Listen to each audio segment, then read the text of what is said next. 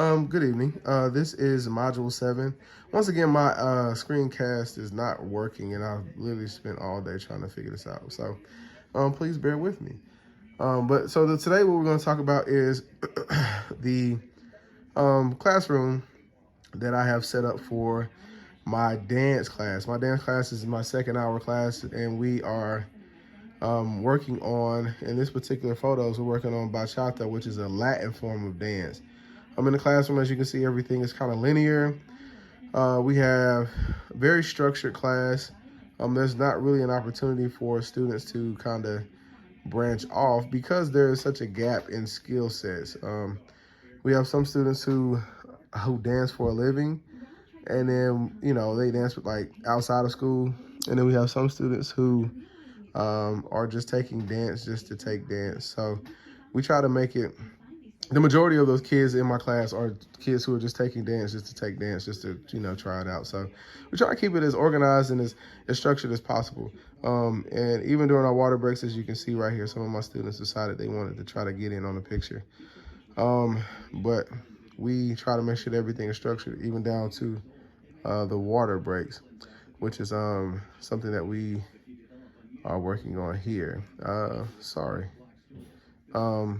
So with the actual photos, here they are once again, and then we are going to transition into what I would love for this classroom to become, which is something that's a little bit more free form. These classrooms are classrooms that allow for students to be able to effectively and efficiently be able to convey their feelings via dance. And that is something that I would really want to move forward into this upcoming school year, is giving students the opportunity to just kind of be free and go more of an interpretive route.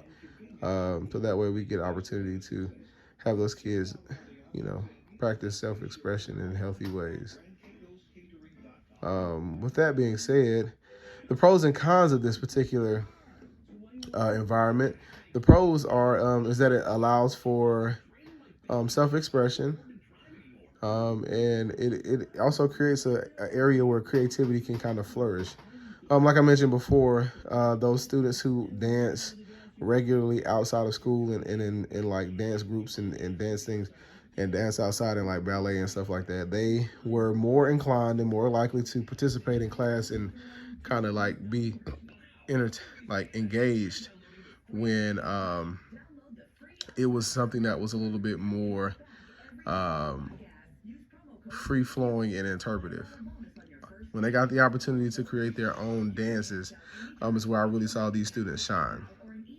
And instead of engorged, it should have been engaged. I'm so sorry.